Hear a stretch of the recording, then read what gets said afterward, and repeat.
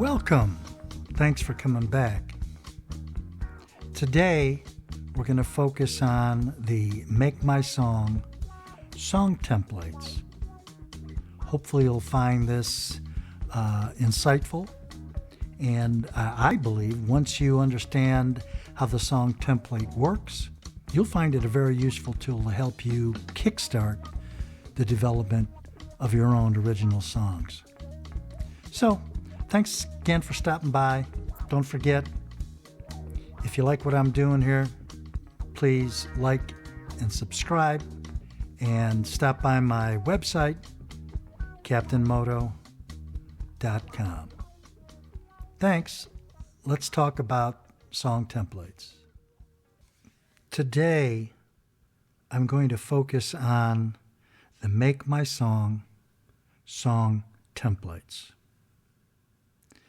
The purpose of these templates is to help you develop your own original song. But more than that, it's going to provide you a template that's a proven winner because the template is built upon a popular hit song. Every song has to have a tempo, it has to have a beat, a rhythm, it has to have a chord progression.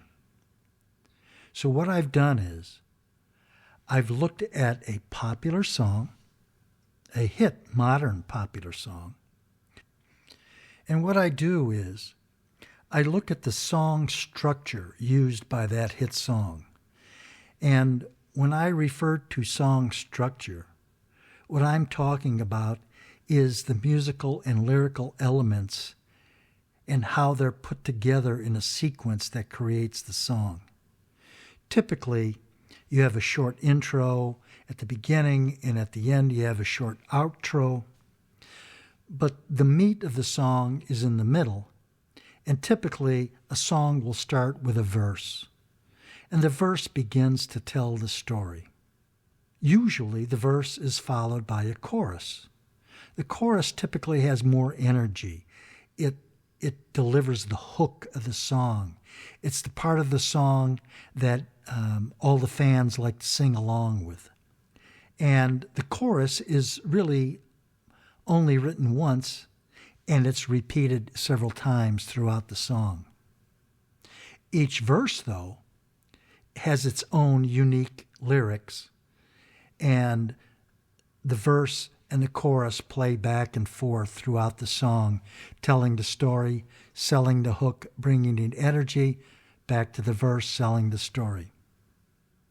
Sometimes a song will have a pre-chorus, sometimes a song will have a bridge.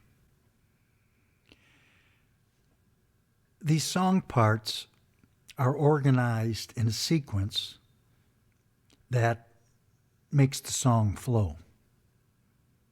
And the sequence of those events, the length of those events, and where they appear in the song timeline is called the song structure. Now, you can put any type of element into a song. There are no rules.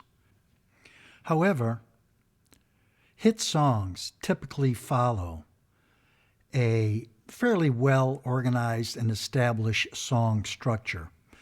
They vary to some degree between songs, songwriters, and genres. However, the structure of the song is really how all these elements come together in a pleasing way that is appealing to the listener. I said earlier that the verse and the chorus is the meat of the song. So let me use a food analogy. Let's talk about making a sandwich. Now, a typical sandwich might have some meat, it might have some cheese, it might have a piece of lettuce. There's typically 2 pieces of bread that hold it together, and depending on what you like on your sandwich, you may smear it with mayonnaise or something else.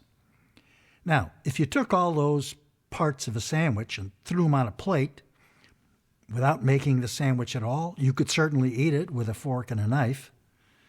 It may not taste too much different, but it may not be a very pleasing or satisfying experience.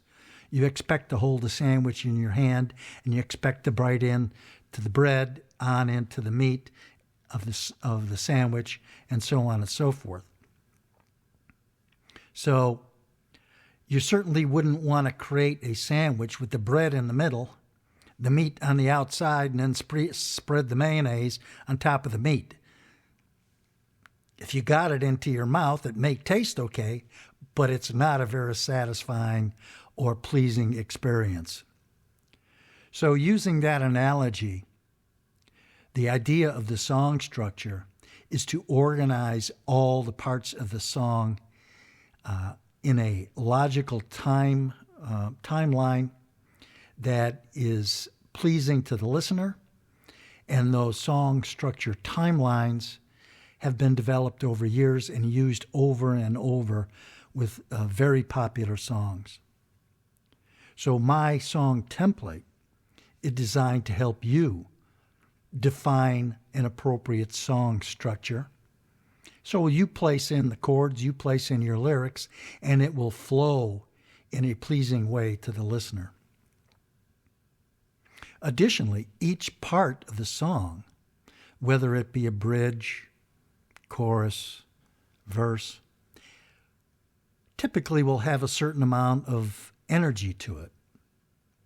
The verse is relatively low energy. It typically has more lyrics, whereas the chorus typically has fewer lyrics. It's selling the important message of the song. Quite frequently, the song title is derived from a few phrases in the chorus. The chorus typically is higher energy.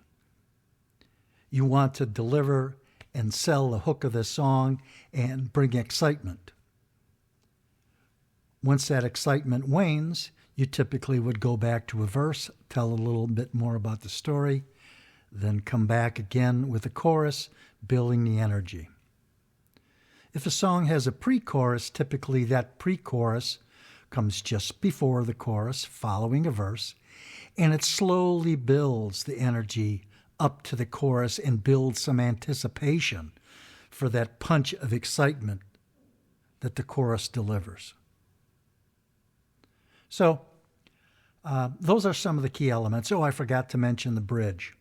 If a song has a bridge, the bridge is typically a short departure from the main song story being told in the verse. It may take you off to a little side road temporarily. It usually adds a little more interest to the song. It gives you an opportunity to create a unique element to break up the monotony of the song. So that explains a song structure. And if you look at the song templates I provide, you will see that all of those elements are laid out in a specific timeline. The song structure also identifies the length of each of those elements. And with a bubble, it helps you, guides you to manage the energy of the song. As I said, some high, some low energy, the amount of lyrics, more or less, and so on and so forth. So that explains the song structure. But there are other key elements to the song template that I'm providing.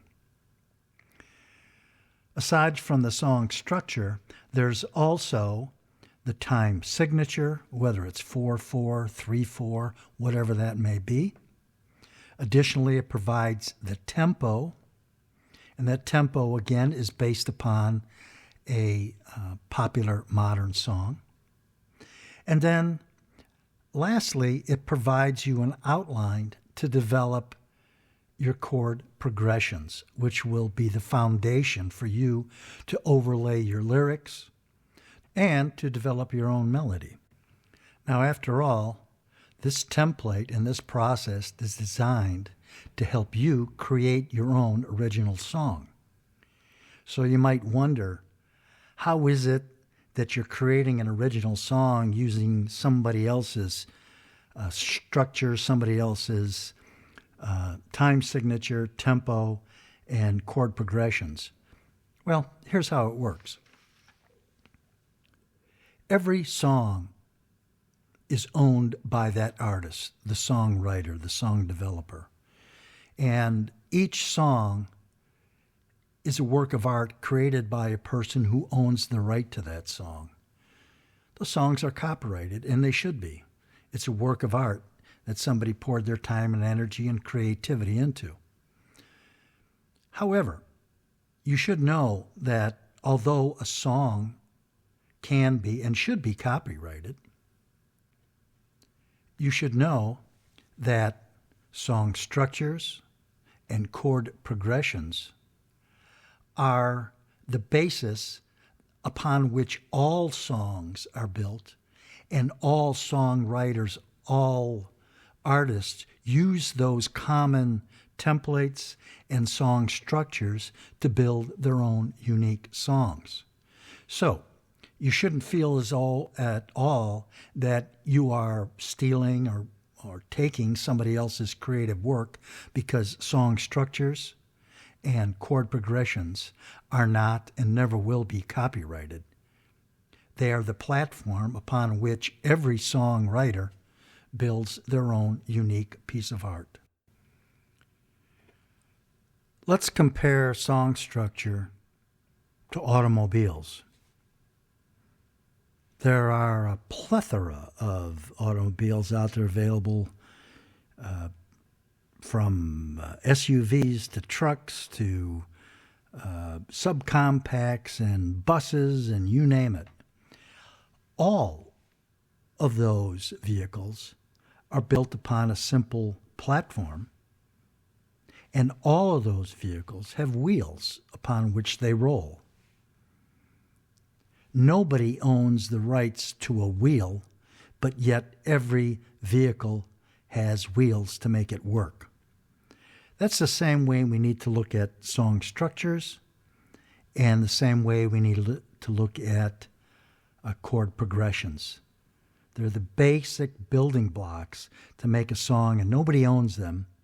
And relative to the work you're doing, we want to give you a platform that provides you a good song structure that will improve your ability to create a viable song that can be shared worldwide with others and enjoyed.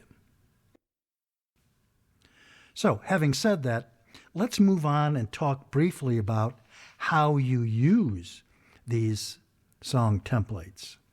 First, you're going to write a song, you should name it. So there's an opportunity for you to write in your own song name. Secondly, you're going to select a key for your song. So, whatever that is, you write that key in. The time signature and the song tempo are already predetermined. Next, you will look at the song structure to get in your mind an outline of how you will create this song, what parts are bigger, what parts are smaller, how they flow, and come together to create the song. Now, the next step in making your own song is to define the chords that will be played in the chord progression.